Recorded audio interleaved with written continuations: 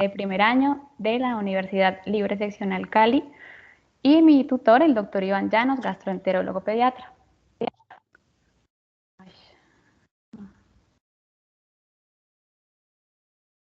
Listo. Entonces, voy a dar inicio a la lectura del caso clínico. Lo más importante del caso son todos sus antecedentes, que fue a raíz de los cuales se llega al diagnóstico definitivo. El ingreso a la Fundación Clínica Infantil Club Noel fue el 31 de agosto del 2021. La fecha de nacimiento fue el 21 de diciembre del año 2019. La edad a la fecha tenía 1 año 8 meses, el sexo masculino, la EPS con fenalco, origen y procedencia Cali. Las valoraciones e intervenciones fueron realizadas por cirugía y gastroenterología pediátrica. El motivo de consulta fue ingresa para procedimiento quirúrgico. En la enfermedad actual registraba que ingresa para realización de intervención quirúrgica. Ese mismo día se realizó el ingreso a la hospitalización, en el que describen paciente con antecedente de malrotación intestinal y bridas en colon distal que requirió manejo quirúrgico al segundo día de nacimiento. 15 días después presentó evento de obstrucción intestinal por bridas con necesidad de resección de ileón terminal, ciego terminal y colon ascendente. Realizaron además ileostomía y colostomía dejando 100 centímetros de intestino. Fue llevado a biopsias rectales en 3 ocasiones, la primera no concluyente, la segunda con células ganglionares negativas y la tercera con reporte de inmunohistoquímica que indica presencia de segmento corto con hipoganglionosis. Fue valorado en abril del 2021 por el Servicio de Cirugía Pediátrica, quien decide llevar a descenso abdominoperineal el día 27 de abril de este año con dilataciones posteriores, y ese día ingresa del servicio de cirugía en posoperatorio inmediato de cierre de colostomía, procedimiento que fue llevado a cabo sin complicaciones, por lo que trasladan a salas para continuar observación y manejo médico. Dentro de sus antecedentes, los antecedentes perinatales fue producto de primer embarazo, un nacimiento por cesárea por desproporción cefalopélvica, la edad gestacional fue 37.6 semanas, el peso al nacer 3.620 gramos, la talla 53 centímetros, y la madre con grupo sanguíneo O positivo, el neonato con grupo sanguíneo A positivo. Al nacimiento presentó ausencia de deposiciones. En los antecedentes patológicos se indica la malrotación intestinal, bridas en colon distal, obstrucción intestinal e infección por COVID-19. En las intervenciones quirúrgicas se describe la primera el 23 de diciembre del 2019, donde realizan corrección de malrotación intestinal y bridas en colon distal. El 17 de enero del 2020 realizan resección de ileón terminal por obstrucción intestinal más apendicectomía, con hallazgos de ciego terminal, ciego y colon ascendente emplastronado, que requirió ileostomía y colostomía dejando 100 centímetros de intestino. En las hospitalizaciones, la primera fue el 21 de diciembre del 2019, que lo hospitalizaron por ictericia neonatal, secundaria incompatibilidad de grupo sanguíneo. El 23 de diciembre del 2019 le realizan su primera intervención quirúrgica, que fue la corrección de malrotación intestinal, exactamente al segundo día de vida. El 17 de enero del 2020 se realiza resección de ileón terminal por obstrucción intestinal, donde además describen la realización de mapeo de colon para evaluar megacolon. El 27 de enero del 2021 ingresa para la toma de biopsias rectales. El 27 de abril de este año realizan descenso abdominoperineal, y en la última fecha de ingreso, que fue el 31 de agosto de este año, donde realizan el cierre de colostomía. Tiene todas sus vacunas completas para la edad, aportado a carnet, y no refiere ningún antecedente familiar. En los signos vitales de ingreso encontramos una tensión arterial 99,53 milímetros de mercurio, una frecuencia cardíaca de 109 latidos por minuto, una frecuencia respiratoria de 25 respiraciones por minuto, la temperatura de 36.4 grados centígrados y la saturación del 97% al ambiente. En la valoración nutricional arrojó que se encontraba en sobrepeso.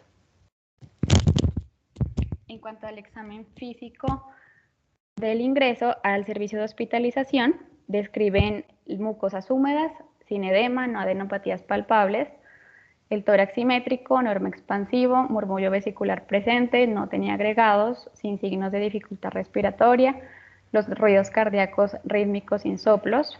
En el abdomen estaba blando, depresible, sin dolor a la palpación, sin signos de irritación peritoneal, con apósitos limpios, sin sangrados, sin secreciones, no palpan visceromigalias ni masas. El llenado capilar de 2 segundos, con pulsos periféricos presentes en las 4 extremidades y de buena intensidad. Y neurológicamente se encontraba alerta, activo y reactivo sin ningún déficit motor ni sensitivo descrito. Los exámenes que aportaba desde prácticamente su primera intervención quirúrgica eran el 29 de diciembre del 2019, le realizan una ecografía de abdomen total, donde describen un estudio dentro de límites normales. El 7 de enero del 2020 le hacen estudios genéticos, donde reportan cariotipo masculino, sin detectar alteraciones cromosómicas, numéricas ni estructurales. El 17 de enero del 2020 le hacen un estudio anatomopatológico en el que describen el plexo mientérico con presencia de células ganglionares, en el colon a nivel del repliegue peritoneal, células ganglionares presentes, igual que en el colon a 12 centímetros del repliegue peritoneal. También en la boca de la ileostomía y en la colostomía distal están las células ganglionares presentes. El 11 de marzo del año 2020 tiene ecografía renal y de vías urinarias que no indican cambios. Una gamografía realizada el 18 de junio del 2020, positiva para reflujo gastroesofágico. El 24 de junio del 2020 le hacen un estudio de deglución que está normal. El 30 de junio del 2020 le realizan un estudio de colon por enema que reporta recto sigmoide pequeño sin lesiones ocupantes, sin pérdida de relación entre recto y colon, el colon descendente de morfología normal, colon transverso sin alteraciones, adecuada opacificación del colon transverso y también del descendente, la ileostomía del trayecto normal, sin áreas de estenosis y informa no imágenes que sugieran ausencia, pues mejor dicho, de células ganglionares, o sea, no, todo estaba totalmente normal. El 27 de enero de este año, con informe de la inmunohistoquímica, se llegó al diagnóstico de que tenía presencia de segmento corto con hipoganglionosis. Tatiana, acuérdate que el colon por enema no te dice células ganglionares, te habla solamente de anatomía, ¿no? Sí, señor. Okay. Listo. Bueno, entonces, para abordar un poco el estreñimiento, este se define como un concepto clínico que no se circunscribe exclusivamente a la frecuencia de las deposiciones, sino que también engloba las características de las mismas, como el tamaño y la dureza, y además diferentes manifestaciones asociadas a la defecación, como dolor, malestar, posturas de evitación y pérdidas fecales.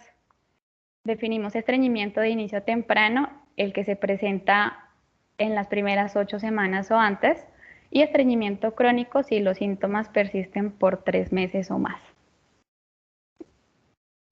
En cuanto a la epidemiología, su prevalencia estimada varía entre el 0.9 y el 29.6% de la población infantil. Es además un motivo de consulta frecuente que puede representar entre el 3 al 5% de las visitas al pediatra y hasta en un 25% de los niños son enviados a la consulta de gastroenterología pediátrica. En Colombia no hay datos precisos respecto a la prevalencia del estreñimiento en la edad. Con base a su etiología, el estreñimiento se clasifica en funcional o primario cuando no existe una enfermedad subyacente que lo genere, el cual representa alrededor de un 90 hasta el 95% de los casos, y en secundario, que representa desde un 5 a un 10% de los casos restantes, que se debe a alguna condición mórbida subyacente que lo condiciona. Entonces, establecemos que la etiología puede ser secundaria a alteraciones de colon recto llano, como en atresia y estenosis, cuando es un ano ectópico, cuando hay fisuras, tumores o abscesos.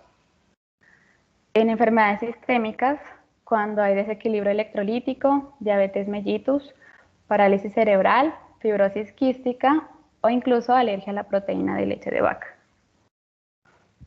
Las alteraciones neurológicas, que pueden ser medulares congénitas o adquiridas, como en el mielomeningocele o en la infección, alteraciones en la motilidad, como la enfermedad de Hirschsprung, la displasia neuronal intestinal, la pseudoobstrucción intestinal y también alteraciones musculares. También puede ser de origen psicógeno en los casos de abuso sexual o problemas psicológicos y secundario al uso de medicamentos como fenitoína, opiáceos, antihipertensivos o diuréticos.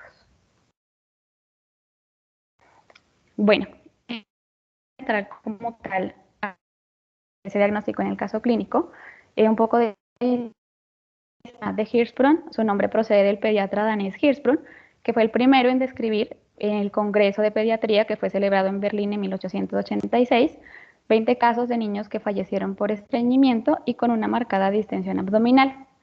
También se conoce a la enfermedad como megacolon congénito, en referencia al aspecto dilatado del colon funcional por encima de la obstrucción, o también se la conoce como aganglionosis cólica congénita.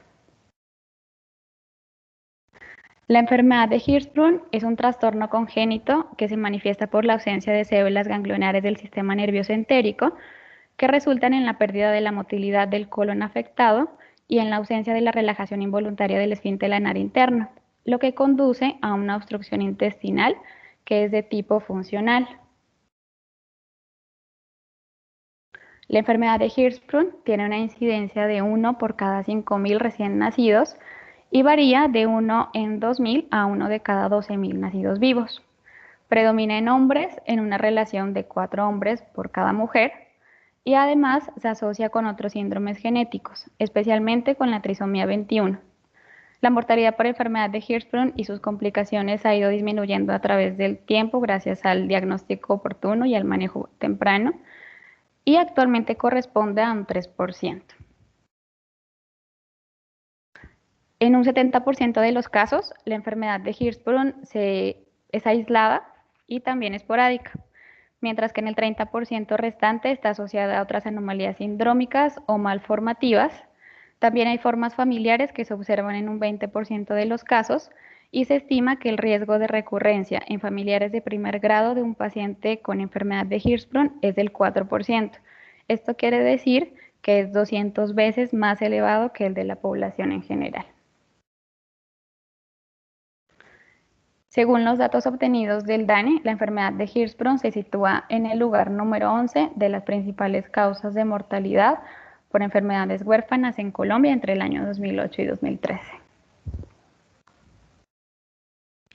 Bueno, entonces, antes de hablar de la fisiopatología, quiero recordarles cómo se desarrolla el sistema nervioso entérico y la motilidad gastrointestinal, porque a partir de aquí resultan todas las alteraciones establecidas en la fisiopatología. Entonces, en cada circulito rojo voy a ir describiendo lo que pasa en cada etapa.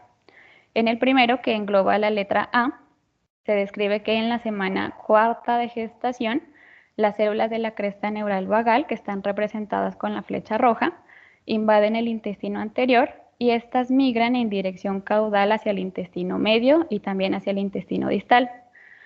Algunas células de esta región de la cresta neural contribuyen en pequeña proporción al desarrollo del sistema nervioso entérico que está representado con la flecha azul. Más adelante, las células de la cresta neural sacra, que son las de la flecha amarilla, contribuyen en una etapa gestacional posterior a la colonización del colon. En la imagen de la letra B, se inicia la migración de las principales moléculas expresadas por las células SRI-Box10 y el receptor B de endotelina. En la imagen C, al llegar al intestino anterior, se inicia la expresión de la molécula red y el factor neurotrófico de las células gliales, que están representadas en verde, y la endotelina 3, que se expresa en el intestino medio y en el posterior. Y en la letra D vemos en el ciego cómo también se expresa el factor neurotrófico de las células gliales y la endotelina 3. A raíz de esto se establece que la enfermedad de Hirschsprung es un producto de una falla en la migración cráneo-caudal de las células ganglionares provenientes de la cresta neural.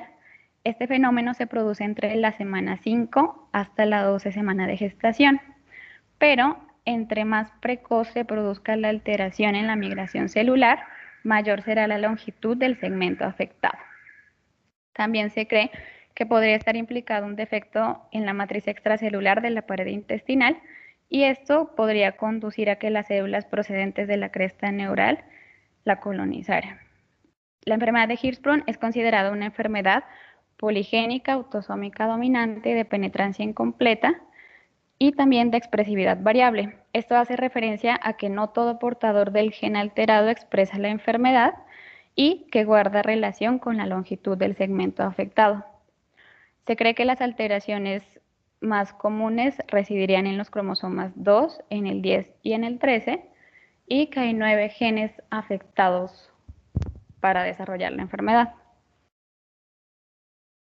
Vemos aquí en la imagen superior del lado izquierdo los tipos de neuronas del sistema nervioso entérico, desde la número 1 en el circulito rojo hasta la número 15, que sería la célula enterocromafín. Esto en un paciente, digamos, normal, sin presencia de enfermedad, mientras que en la figura de abajo vemos que en pacientes con enfermedad de Hirschsprung hay ausencia de toda esta red neuronal que genera un alejamiento de la propagación de ondas de propulsión y relajación anormal del esfínter anal.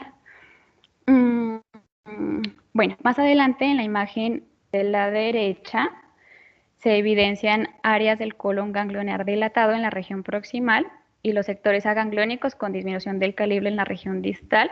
Además, estas se unen en una zona de transición entre el segmento agangliónico y el normogangliónico. ¿Cuáles son los tipos de enfermedad de Hirschsprung según la extensión?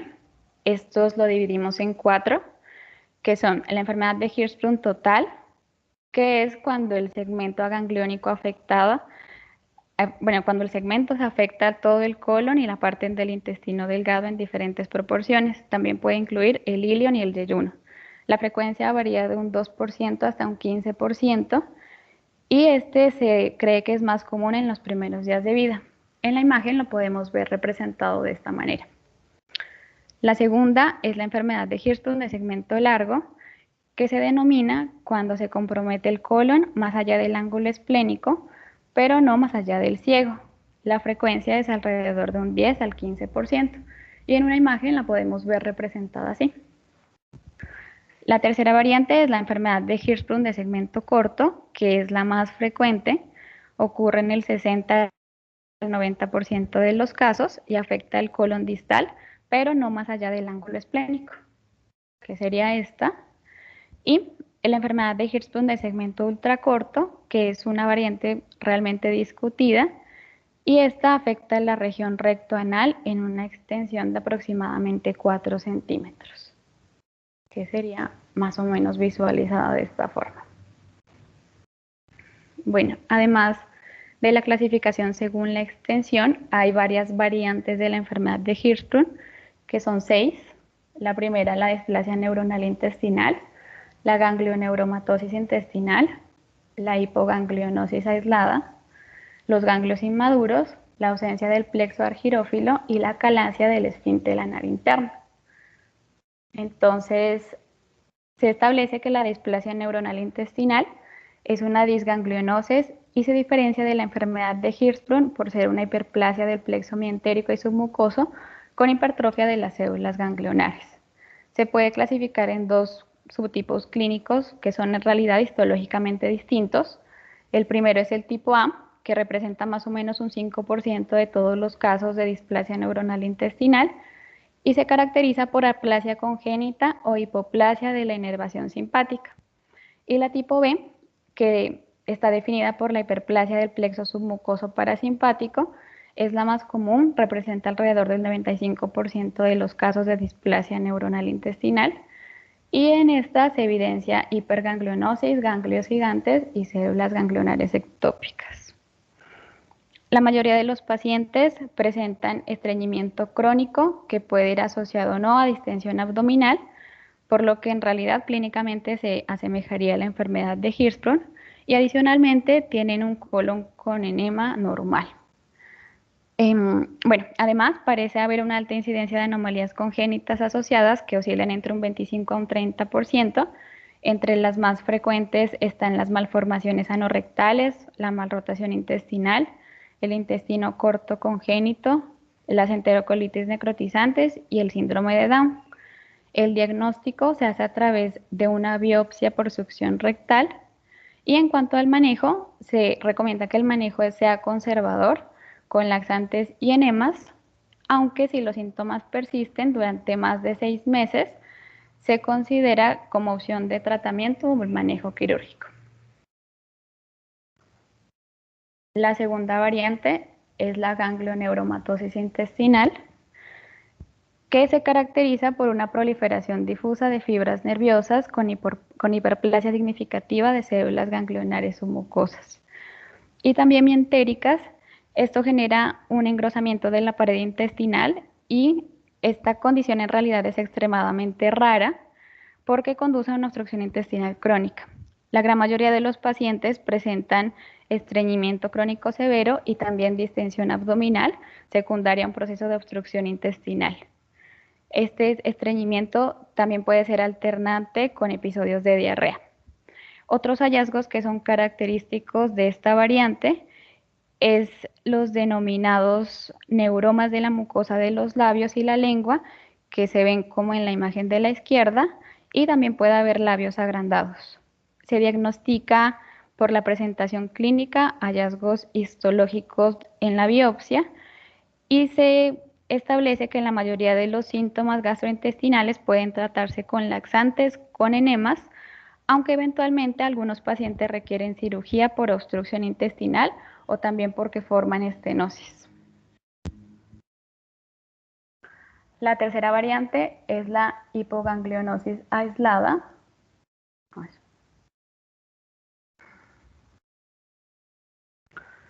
que es una entidad muy rara que se ha clasificado como un tipo hipogenético de trastornos de la inervación intestinal.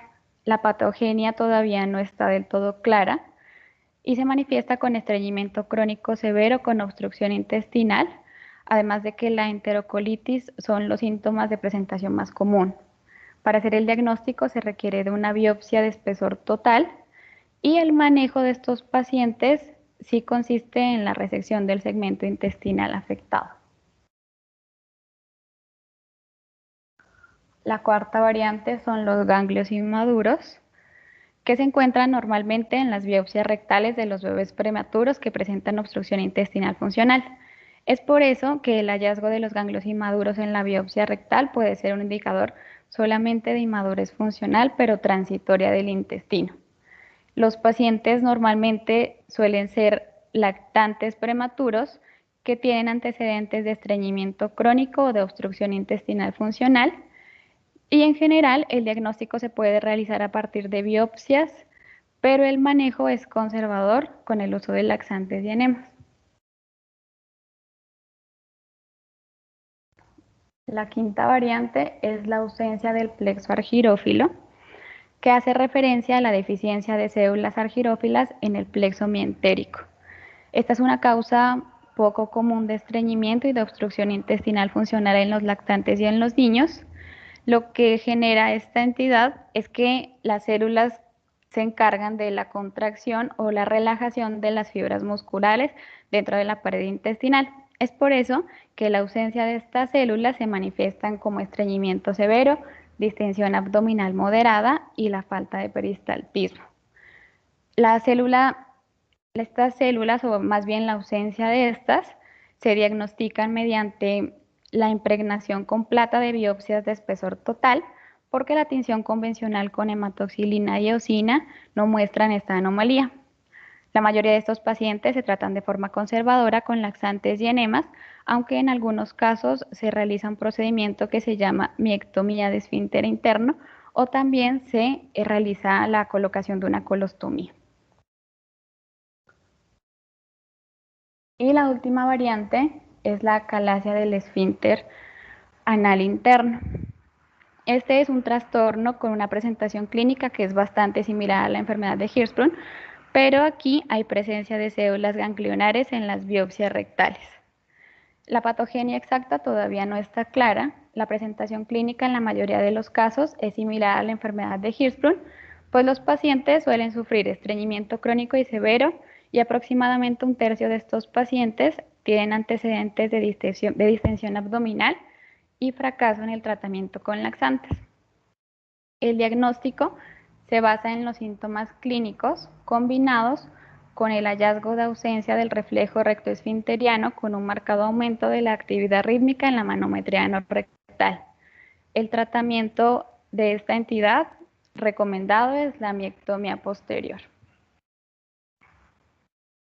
En cuanto a las manifestaciones clínicas de la enfermedad de Hirschsprung, con clínica típica, los síntomas se manifiestan en el periodo neonatal, con un retardo en la eliminación del meconio de 48 o hasta 72 horas, acompañado de distensión abdominal. Si la sintomatología persiste, pueden aparecer obstrucción intestinal baja, que se manifiesta con presencia de episodios eméticos que pueden ser biliosos o fecaloides, un abdomen globoso y el compromiso del estado general. También hay formas complicadas que se manifiestan en alrededor de un 10% de los pacientes y se estima que el riesgo de complicaciones es del 20% durante los primeros 6 meses de vida. Las formas complicadas pueden manifestarse como neumoperitoneo, enterocolitis, absceso pericólico, bacteriemia sintomática y de manera excepcional como un vólvulo del sigmoide. La enterocolitis aguda es una de las complicaciones más graves de la enfermedad de Hirschsprung. La incidencia durante el periodo preoperatorio varía desde un 6 hasta un 50% y se puede observar algunas horas después del nacimiento y comprometer el pronóstico vital. El mecanismo fisiopatológico incluye varios mecanismos asociados que derivan de la ganglionosis. Bueno, en cuanto al diagnóstico, este se basa en la combinación de los síntomas clínicos, las imágenes y la inmunohistoquímica de las biopsias rectales de la pared de la submucosa rectal. Los casos no diagnosticados en el periodo neonatal, que oscilan en alrededor de un 10%, se pueden manifestar más adelante en forma de estreñimiento precoz. El primer examen que se puede realizar es la radiografía de abdomen de pie, aunque es de escasa utilidad, puesto que mostrará una gran dilatación del intestino delgado y del colon, con evidencia de niveles hidroaéreos que pueden ser sugestivos de la oclusión intestinal baja.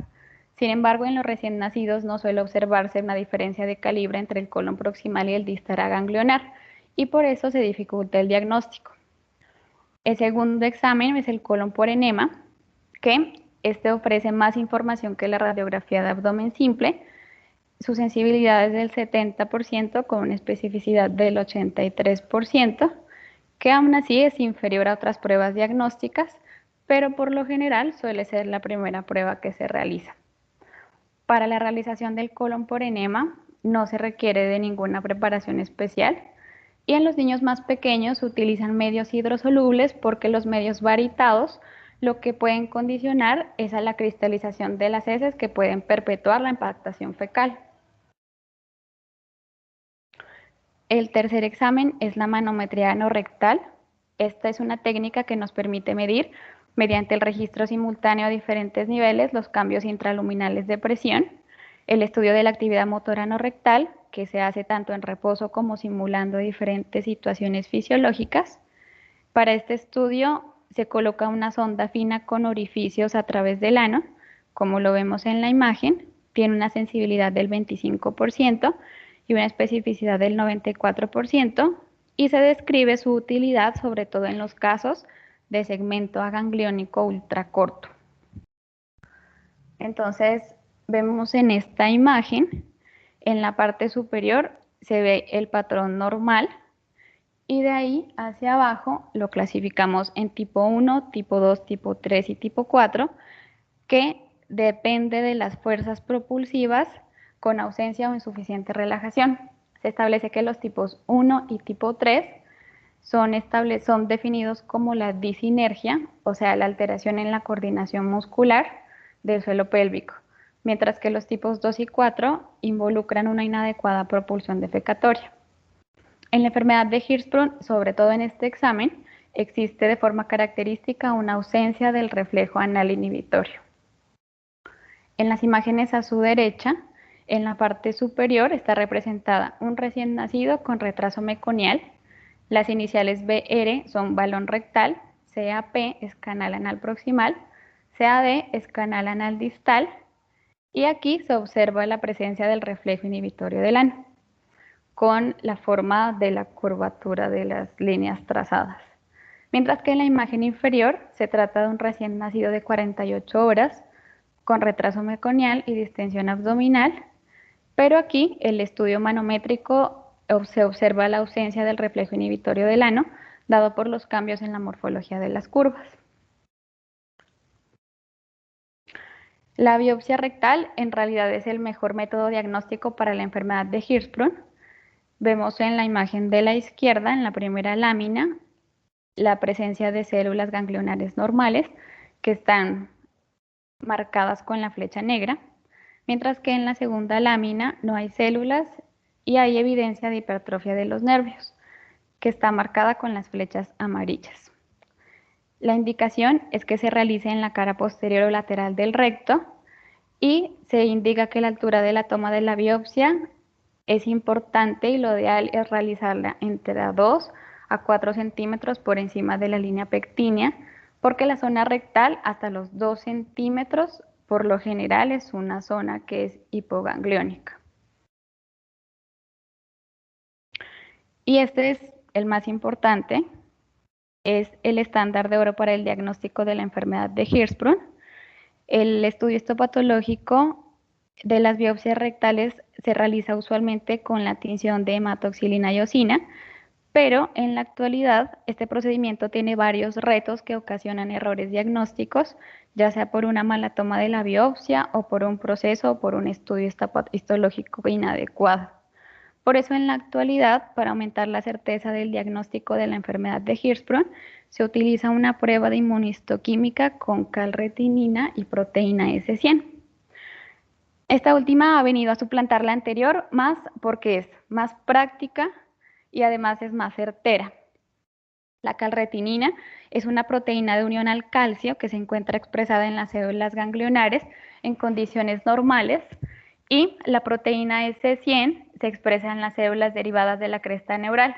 Entonces, la ausencia de la reacción de estas dos es lo que hace el diagnóstico de la enfermedad de Hirschsprung con una sensibilidad que oscila alrededor del 96.4%.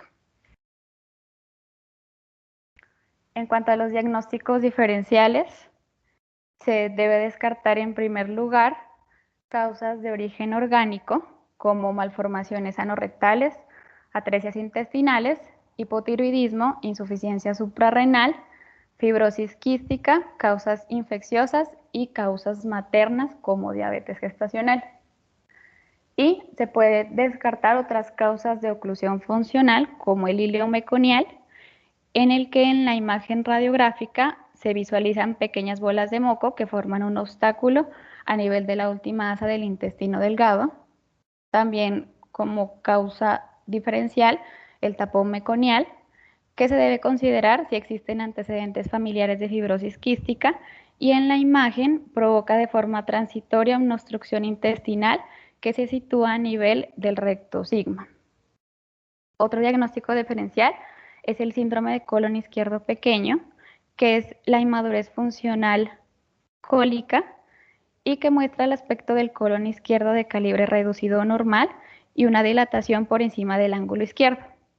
Y la última es el íleo transitorio benigno, que en realidad es un diagnóstico de exclusión.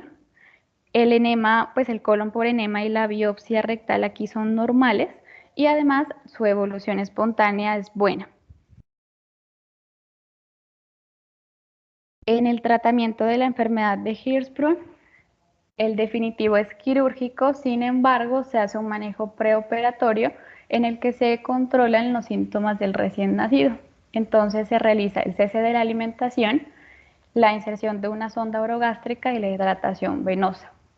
El manejo se define también dependiendo si se trata de una enfermedad de Hirschsprung no complicada o una enfermedad de Hirschsprung complicada. En la primera, se coloca una sonda rectal para la realización de enemas anterógrados con suero fisiológico y masajes abdominales, pero si esto no funciona o si se trata de una enfermedad de Hirschsprung complicada, se realiza una derivación digestiva de urgencia. Como dije, el tratamiento quirúrgico es el tratamiento definitivo Y el objetivo de este es doble. El primero es quitar el segmento aganglionar, la zona transicional y el intestino dilatado, que se encuentra inmediatamente por encima para eliminar el obstáculo. Y el segundo objetivo es restablecer la continuidad digestiva para poder conservar un esfínter que sea normorreactivo, continente y que no sea retentivo. Bueno, en cuanto al pronóstico, el pronóstico es variable por la aparición en más de la mitad de los casos de complicaciones inmediatas o tardías, que hace que el pronóstico no sea tan prometedor como en otras intervenciones pediátricas. Entre las complicaciones próximas a la intervención y en orden de frecuencia encontraríamos las escoriaciones perianales, el hileo prolongado, las dehiscencias, la obstrucción intestinal e infecciones, y entre las tardías, que son en realidad las que van a condicionar la calidad de vida del paciente, se destacan estas tres. La primera, la enterocolitis, que se desarrolla hasta en el 42% de los pacientes, y esta es la mayor responsable de la mortalidad. Además, también se ha relacionado con estenosis anastomóticas y también malnutrición perioperatoria. La segunda es la incontinencia fecal, que es en realidad habitual observarla en el periodo posoperatorio inmediato. Esta es debido a la disfunción del esfínter y a la pérdida de la superficie absortiva tras la resección del colon, aunque tiende hacia la normalización entre los primeros 6 meses al año siguiente de la cirugía, hasta en un 95% de los casos. Y la última es el estreñimiento, que afecta hasta el 20% de los pacientes y puede aparecer en los meses siguientes a la intervención. Es más frecuente en aquellos en los que se realizaron técnicas quirúrgicas que conservan la mayor cantidad del tejido agangliónico. Bueno, y por último, traje este cuadrito para que nos llevemos como ideas claras a la casa. Entonces, la enfermedad de Hirschsprung son anomalías congénitas que se caracterizan por grados variables de obstrucción intestinal no mecánica. Morfológicamente hay ausencia de células ganglionares parasimpáticas de los plexos autónomos del intestino distal. La vamos a clasificar según las 6 variantes y también según la extensión del segmento intestinal en total de segmento largo, segmento corto, segmento ultracorto. Existen síndromes genéticos y asociaciones, entre ellos el síndrome de Down y entre otros como bradidactilia o hipoventilación congénita. Se puede asociar con enterocolitis. Sus síntomas clásicos son el retardo en la eliminación de meconio entre 48 hasta 72 horas, la presencia o ausencia de distensión abdominal, la presencia de episodios eméticos biliosos o fecaloides, el compromiso del estado general y el abdomen tenso y timpánico, y el diagnóstico, que se basa en la combinación de síntomas clínicos, imágenes y, de lo más importante, la inmunohistoquímica de las biopsias rectales. Y eso es todo. Muchas gracias.